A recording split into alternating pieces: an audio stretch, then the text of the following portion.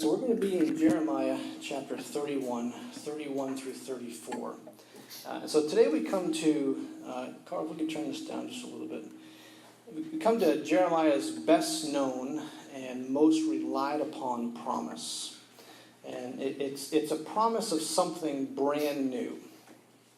And it's a promise that was spoken to God's people when they were in exile. And it's a promise of what God would do one day, and it's intended to offer hope to the exile community. And so we said a couple weeks ago that when Jeremiah preaches to the Israelites before exile, his tone and content is very different than when he preaches to the Israelites after exile. So it's kind of the difference in tone is kind of like what you would say to someone before they get locked up and after they get. So, before they go to jail, you say, you need to stop this, right? You keep doing this, you're going to get caught. Things will not go well with you if you continue this way. But then once they're locked up, your tone changes. You say things like, well, okay, where do we go from here? Do you see now what you need to change? But also, and I think more importantly, when someone is suffering the consequences of their actions, they also need hope that what they have done is not irreparable. Okay? And so you could tell an inmate over and over and over again all the things they need to do in order to get their life back on track when they get released. But if they feel like their actions have forever destroyed any hope, any future for themselves, and they just won't have the energy to do the things necessary. Right? So this feeling, this promise in Jeremiah 31 is very much intended to offer hope to a people who probably feel like things can never be repaired. And so I think this feeling of irreparability cannot be overstated in our reflection on this particular promise. So let's just continue with that jail analogy for a second. One of the greatest fears for someone who is locked up is the fear that when they get released, all bridges to a new life will have been burnt. Right? So, my family wants nothing to do with me anymore. This will be on my record forevermore, so no one's going to want to hire me. My spouse is going to file for divorce because she's sick of me. This has been in the paper now, so my friends won't even want to be around me. So there's a real fear of abandonment for those who are incarcerated, and this fear is only exasperated if while in jail they don't receive any visits from the people they love. Right? Well, so the Jewish people, we can imagine, had a similar sort of fear. They feared that because it was their sin that forced the exile, they feared that God would now abandon them in Babylon. Okay? They feared that things could never be good again. And think about it, since the temple worship could no longer happen in Babylon, they also likely wondered if God would stop visiting them at all, because the worship was no longer happening. So the abandonment and loneliness of exile probably cannot be overstated in Jeremiah. But I want you to see something from this promise today. And that's this. I want you to see that the God of the Old Testament is not a God who is unfeeling. The God of the Old Testament, the God of the Bible, is not a God who is unfeeling. So the Eastern gods, right, of Hinduism or Buddhism or even New Age religious thought, those are gods with no feelings and no personality. They're sort of faceless forces like Star Wars who do not love and do not hate and do not feel strongly. They're just sort of forces, right? They're impersonal. They're unfeeling. And a God who does not feel is not a God you can make a lot of sense of. So think about it. If you were created by a God who does not feel and has no personality, then how do you make sense of the fact that you do feel and you do have personality? You can't make sense of that, right? And so what the Bible shows us is that the reason we feel so strongly and the reason we have such distinct personalities as individuals is because the God of the Bible himself feels strongly and has a distinct personality as well, and we are made in his image. So God makes sense of us, right? And so, you can't make sense Or we can make sense out of God because in that way God makes sense of us, right? We are the way we are because God is the way he is. Now, there are obviously many things about us that is not like God, right? But when it comes to the fundamentals of our humanity and our desire to love and be loved, we are that way because God is that way, okay? So furthermore, think about this. If your God is a mysterious unknown force, then you cannot know him or it. I mean, you cannot know a person who has no personality. You cannot know a person who has no likes or dislikes. You can't know a person who has no loves or hates, no feelings of happiness or sadness. I mean, if you've ever met a person who was never any emotion but flat and unexpressive, you probably felt like that person was a mystery to you, right? You can't figure him out. You cannot know someone who has no personality.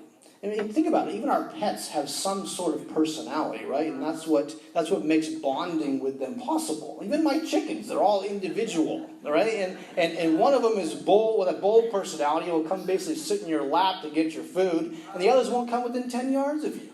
I mean, so personality is what makes knowing possible. A God who has no personality, no feelings, no loves, you can't even know him, and you can't even make sense of yourself in that situation. So the God of the Bible is a God who can be known because he is a God who has personality. He loves some things, he hates other things, he feels sadness, and he feels joy.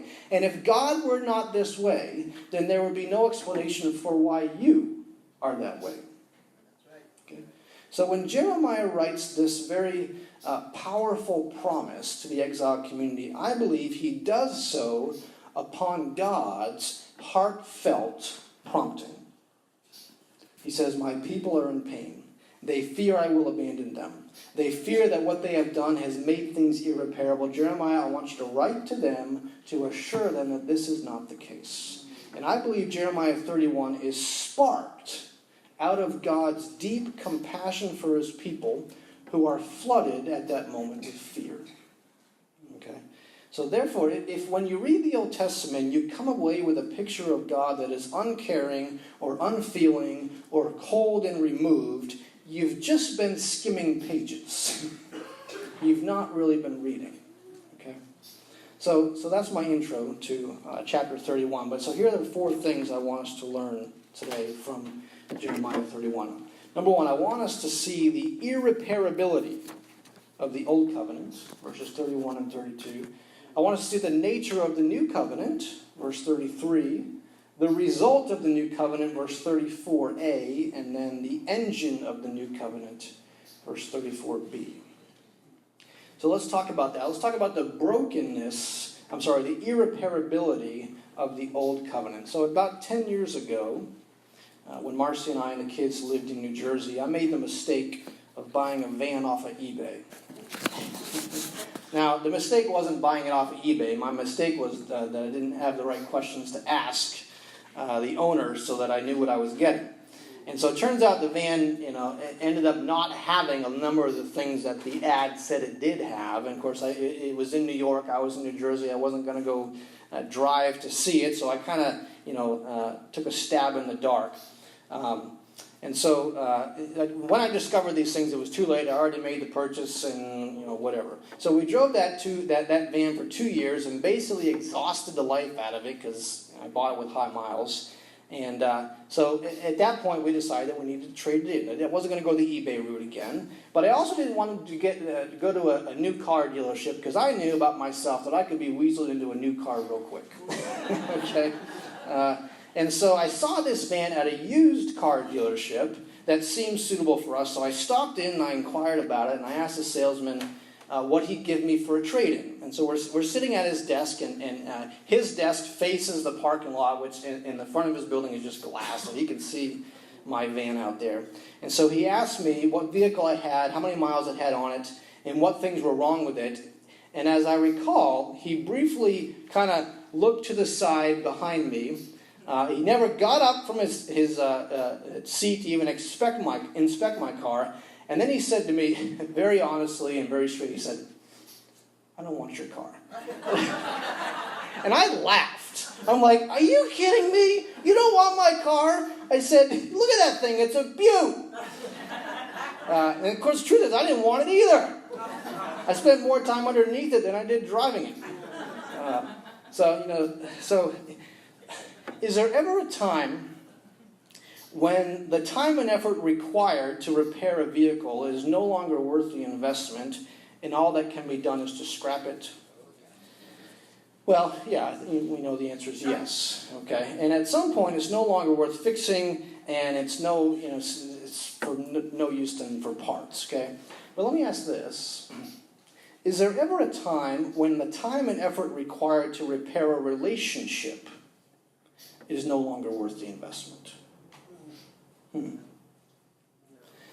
I'm going to surprise you here, and I'm going to say yes. There are some relationships on earth that because so much damage has been done, repairing it is either no longer possible, or the time and effort required to build trust again in the relationship is so costly that one or both parties are not willing to invest in it. And this is particularly true when a child has been repeatedly abused over a number of years by another family member.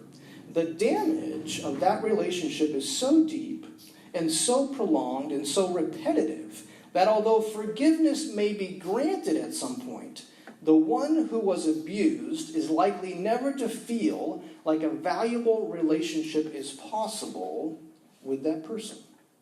Okay? It would take too long. It would take too much energy. It would require too much uncomfortable closeness. And it would be harder to build that relationship again than just to scrap it. Okay? Well, at the time of Jeremiah's prophecy, the Israelites had injured God so repeatedly and so persistently for so many years by ignoring his commandments and by giving him their sacrifices but not their hearts, through an arrogant pride that assumed that they were better than the rest of the pagan world, etc., etc. So much damage had been done to the relationship that it's as if God said through Jeremiah, this is beyond repair. I don't want that car anymore. It's not worth it. It'll take too much to fix it. It's not worth the investment. So let me ask you, what do you do when the damage to a relationship is so deep that it's no longer drivable? What do you do? Well, this is where our van analogy kind of breaks down, but let me say this. When the damage to a relationship is that deep and both parties still have a desire for a relationship, sometimes the only choice is to start over again. And so if a marriage has been damaged by infidelity, for example, the couple may have to start from ground zero again if a new healthy relationship is ever going to begin. So they have to date again, right? They have to build trust again. They have to pretend like they do not know each other in order to do the things necessary to really know each other again. And then at some point, if they have courted sufficiently and turned over every stone of mistrust, they must make a new covenant together. Not like the old one, which one or both of them broke, but a brand new covenant. And so this is what happened between God and his people. The Israelites had broken their covenant with God beyond repair, though God was a faithful husband to them, and yet because God still wanted a relationship with them, the only choice was to start over again. And so this is what the promise envisions in verse 31. It envisions a time when a brand new covenant will be made. So listen to what it says. The days are coming, declares the Lord, when I will make a new covenant with the people of Israel and the people of Judah. It will not be like the old covenant I made with their ancestors. You see, because if the old covenant was still sufficiently intact, there'd be no need for a new one. Just do some adjustments and keep the thing running, right? But the only reason for a new covenant was if the old one was not worth the repair. So this is the first thing we see. We see the irreparability of the first covenant. The first covenant had been so damaged by spiritual infidelity that the only hope was to start over again. Okay? And so here's the comfort, I think, of this truth. And that is that if you think this morning that your actions have so damaged your relationship to God as to make it irreparable, well, you may be right. But listen. God is so desirous of a relationship with you that he's willing to start over again if he has to. Okay? Forget the repair. We got a whole brand new vehicle in this situation, okay? So God is willing to make a brand new covenant with you, though you drove your life off a cliff and now no one wants you for a trade-in. Okay? God still wants you. He still has a place for you on his lot.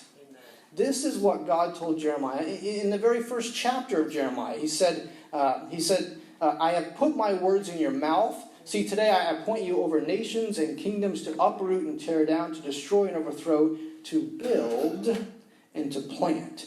Jeremiah envisioned a time when God would build again a new covenant and plant them on solid ground. So we see, first of all, the irreparability of the first covenant. Okay, it wasn't worth the trade-in. Okay, and the second thing we see is the nature of the new covenant. The nature of the new covenant. So have you ever been in a situation where you felt like everything was fake? Church can sometimes seem like this, right? When things are fake, that you feel like they're not real. And so Casting Crowns has a great song called Stained Glass Masquerade. It's kind of an old song now, but it's a good song. And so here's what it says. It says, is there anyone that fails? Is there anyone that falls? Am I the only one in church today feeling so small? Because when I take a look around, everybody seems so strong. I know they'll soon discover that I don't belong. So I tuck it all away like everything's okay. If I make them all believe it, maybe I'll believe it too. So with a painted grin, I'll play the part again, so everyone will see me the way that I see them. And the chorus sings, are we happy plastic people under shiny plastic steeples, with walls around our weakness and smiles that hide our pain? But the invitation's open to every heart that has been broken. Maybe then we'll close the curtain on our stained glass masquerade. Boy, that's a powerful song. So a stained glass masquerade is when everybody plays the part, but nobody is the part. Okay? It's kind of like, we kind of accept this in the movies, as Carl was talking about, in plays, right? We never accuse an actor of being fake. You're just faking it on stage. You didn't really feel that way. Well, duh, it's called acting, right? And with acting, the better you are at faking it, or faking who you actually are, the more we like you. But that doesn't work anywhere else in life, right? I heard a situation once where a couple was married for 14 years, and upon their divorce, the husband found out a list of things about his wife that he never knew about. Things dating all the way back to days before their wedding. And so part of this man's pain after the divorce was wrestling through the fact that maybe in their 14 years, he never actually knew his wife. Maybe the whole thing was an act. Was she ever really committed to me? Was she ever really in love with me? Was anything in our relationship real? Right? And so these are things that he would have asked himself. So Jeremiah speaks about the new covenant by referencing the old. He says, the new covenant will not be like the old covenant in the day that I took them by the hand to lead them out of the land of Egypt. And so there was something very concerning about how God took them by the hand and led them out of Egypt, which I think is what Jeremiah gets at. God saved his people, if you remember, out of the land of Egypt, and then established his covenant with them at Mount Sinai. But the concerning thing about the way the old covenant was formed was the fact that even as God was saving them, they were having second thoughts. So can you imagine the confidence you might lose in your marriage if you found out at your 1-year anniversary that 5 minutes before the wedding ceremony began, your wife was in the back room crying because she was having second thoughts? I mean, can you imagine if she let you know that on your 1-year anniversary? You talk about an unstable, what? Right? Well, on a couple of different occasions under the Old Covenant, a momentous event was happening, and the people are saying, I think I want out of this. And the best example is this example when God took them by the hand out of Exodus 14. In Exodus 14, they are sort of walled between the Red Sea and the Egyptian army coming up behind them, and they say this to Moses. They say, was it because there were no graves in Egypt that you brought us to the desert to die? What have you done to us by bringing us out of Egypt? Didn't we say to you in Egypt, leave us alone, let us serve the Egyptians? It would have been better for us to serve the Egyptians than to die in the desert. So do you see what they're doing? The pinnacle moment for them as God's people is about to happen. They're about to cross the Red Sea and be off to their promised land. And in that moment, they say to God, oh, we can't go through this. They're in their back room crying because they don't know if they can do this. You talk about an unstable start to a relationship. One person's fully committed and the other's having second thoughts. God is fully ready to perform his saving act, and they are in the back room crying. Okay? So Jeremiah says that this new covenant will not be made like the old covenant was made. In other words, I will not bring a fearful, unwilling bride to the altar again. I will not make a covenant with someone who says they want a relationship, but in their hearts they actually feel differently. Okay? In other words, we're not going to fake it till we make it this time. Okay? Instead, in this new covenant with the Israelites, Jeremiah says, I will put my law in their minds, and I will write it on their hearts. I will be their God, and they will be my people. And so, lest that wording confuse you, here's what Jeremiah is saying. Jeremiah is envisioning a time when God's love for them would be so branded into their hearts and minds that nothing would make them afraid of committing. Amen. Jeremiah is saying a time is coming when you will not have to play the part. Your heart will be so branded by my love that the part is all you will know to play. Okay? I will be their God, and they will be my people. That statement right there, that's a wedding vow. I will be their God, and they will be my people. Okay? In fact, verse 33, Jeremiah uses the word husband to speak of God. God was a husband to them, but they were not a faithful bride to him. But a time is coming, Jeremiah says, when all of that will change. Jeremiah is saying, we will wed together. My heart will be written on your heart, and my mind will be branded on your mind, such that we will have a perfect and unbroken unity. In fact, we will be so one that we will finish each other's sentences. Do you know couples like that? Right? And this seems a rather irreverent way to speak of God, in such romantical language. But how else can we understand his love for us? This is the language Jeremiah uses. Okay? The nature of this new covenant is a perfect oneness with our divine lover, such that his love and his law would be branded into our hearts and minds. No more acting, okay? No more trying to make it till we're happy together. No more turning back to Egypt wondering if the grass is greener on that side. Okay? Instead, a time is coming when nothing could make them afraid to commit again. Okay? So we see the irreparability of the first covenant. We see the nature of the new covenant, a covenant jumped into because of a branding of our hearts. And the third thing is we see is the result of the new covenant. This is verse 34. Jeremiah says, no longer will they teach their neighbor or say to one another, know the Lord, because they will all know me. From the least of them to the greatest, declares the Lord. So when I was working on my undergraduate degree at Harding University in Arkansas, I took a Christian home class that talked about marriage and family and child rearing and all those things, right? And so I remember a female student in that class speaking up one day and saying that every time she left the house as a teenager, her mom or her dad, whoever was present, would say to her, hey, don't forget whose you are. Don't forget who you are. And she spoke of this as being very impactful for her. It kind of recentered her as she went out. It recentered her to know that she belonged to Christ, and she should not forget this in her dealings with others, especially boys. Okay. So when Jeremiah says here, no longer will they teach their neighbor or say to one another, know the Lord, I believe he is using this statement in a very similar way. This know the Lord statement can be understood as a reminder of whose you are. No longer will people need reminders that they belong to the Lord as they go out, for they will all know him. In fact, they will not be able to forget him. Okay? But here's the really interesting thing about this statement.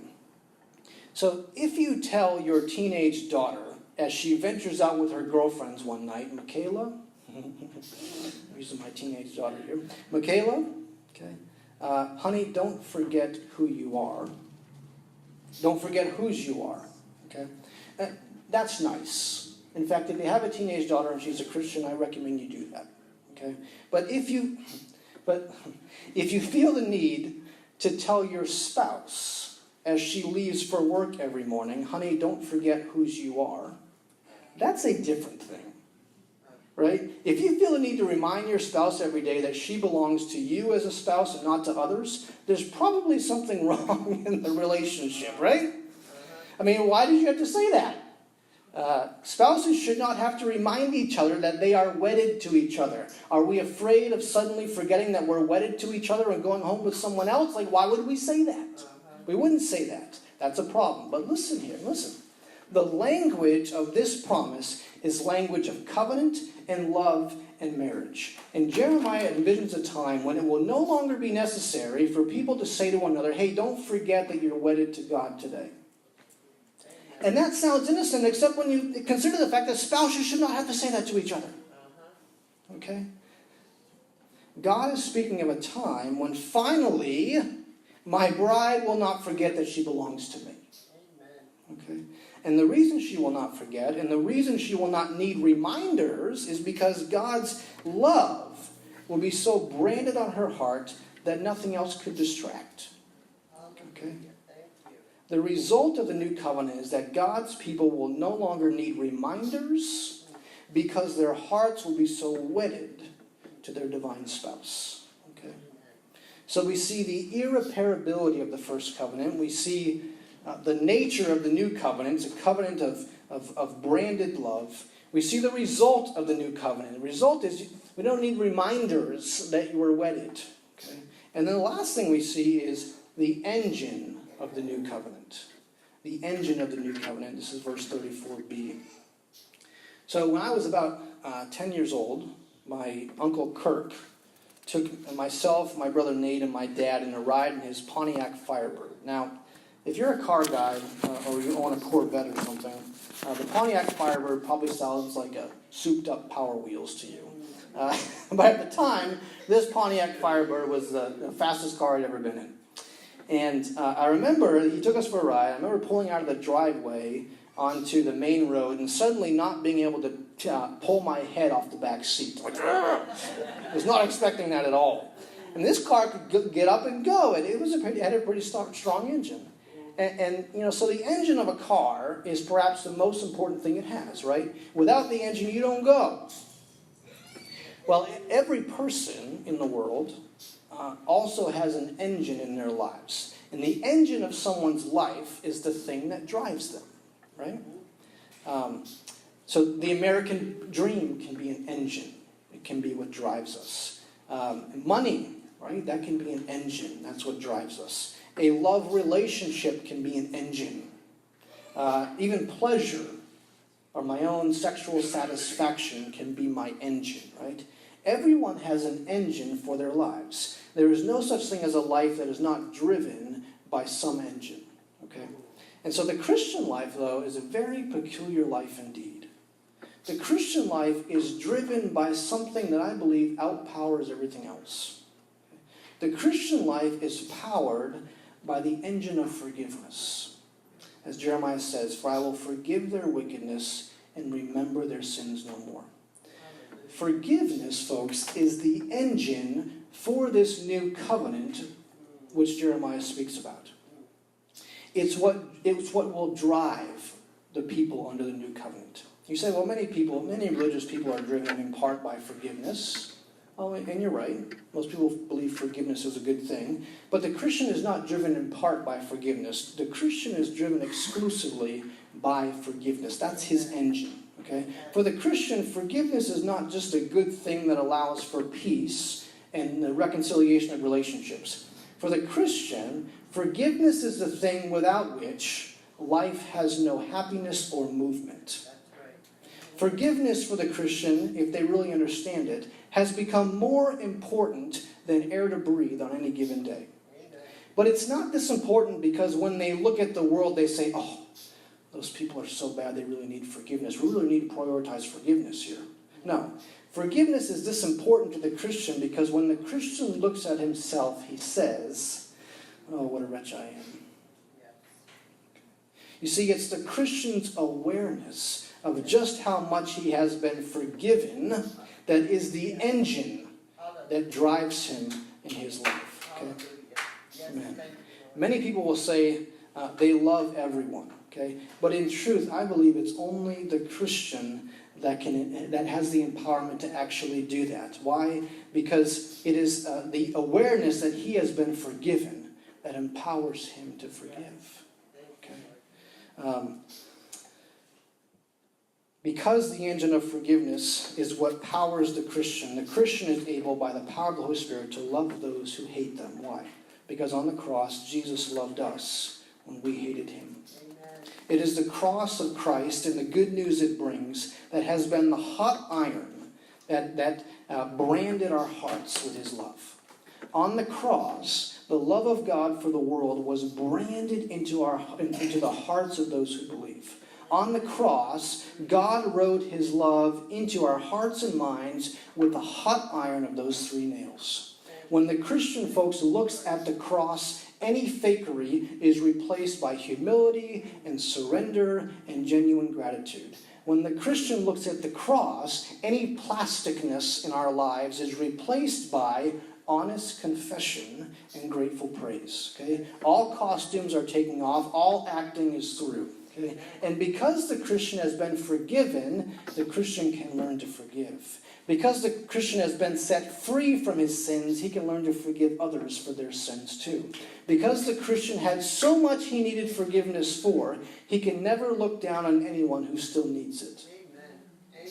Instead, there is a camaraderie with his fellow sinners. He knows them well. He loves them well. He knows where they have been, and he eagerly wants them to be forgiven too. Because of the cross, the Christian's life is no longer, folks, irreparable. Instead, Jesus, on the cross, made all things new. Our covenant has not just been repaired. Our covenant has been recreated. Okay?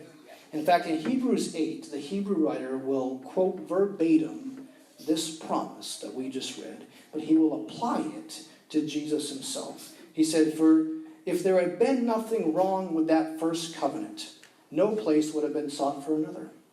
But God found fault with the people and said, 'The days are coming, declares the Lord, when I will make a new covenant with the people of Israel and the people of Judah. It will not be like the covenant I made with their ancestors when I took them by the hand to lead them out of Egypt, because they did not remain faithful to my covenant, and I turned away from them, declares the Lord. For this is the covenant I will establish with my people Israel after that time. I will put my law in their minds and write it on their hearts. I will be their God, and they will be my people.